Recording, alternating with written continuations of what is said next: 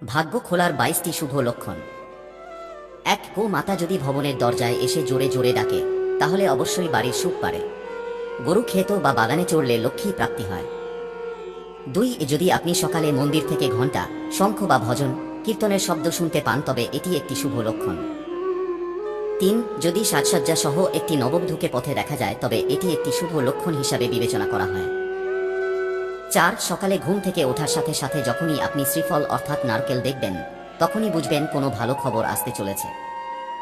5, যদি আপনার উপর পাখি প্রহার করে, তা শুধুমাত্র ভাগ্যবানদের ভাগ্য হয়, তাহলে বুঝুন আপনার ভাগ্য ফিরতে চলেছে।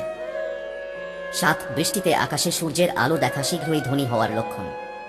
8, স্বপ্নে সুন্দর প্রকৃতির দৃশ্য দেখা একটি শুভ বিষয়। এছাড়াও কাছাকাছি জলাশয় থাকলে সোনায় সোহাগা।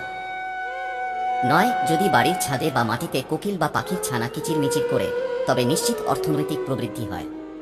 10, সকালে ঘুম থেকে ওঠার সাথে সাথে প্রথমে দই বা দুধ দেখো, তাহলে সৌভাগ্য লাভের লক্ষণ।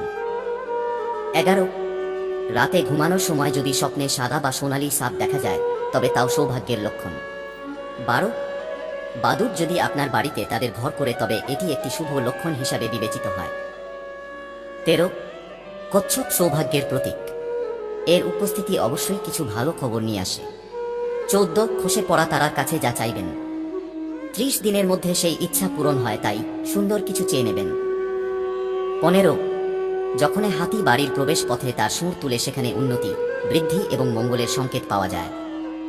16, অনেক সময় আমরা তাড়াহুড়ো করে জামা কাপড় উল্টো পরিধান করি। যদি এরকমটা আপনার সাথে ঘটে, তবে বুঝবেন যে শীঘ্রই আপনার সুখ এবং সমৃদ্ধি হবে।